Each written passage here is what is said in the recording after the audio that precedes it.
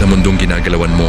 Hindi sapat na magaling ka, hindi sapat na mabait ka dahil ang mundo, isang korte. At dito, hindi umaangat ang matapang, umaangat ang marunong maglaro. Ito ang pinakamalupit na katotohanan. Kapag diretsahan ka masyado, ikaw ang madaling talunin.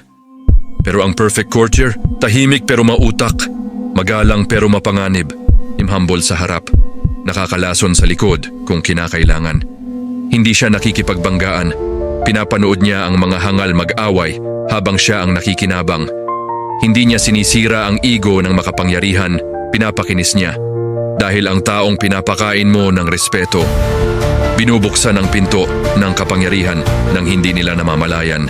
Habang ang iba nag-aagawa ng spotlight, siya kinukuha ang kontrol sa mga anino. Hindi halata, hindi maingay, pero siya ang tunay na nagmamaniobra ng laro. Gusto mong umangat? Pag-aralan mo ang tao, pag-aralan mo ang ego, at pag-aralan mo kung kailan tatahimik at kailan ngumiti.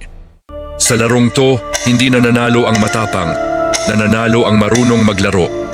In ang Law 24, play the perfect courtier.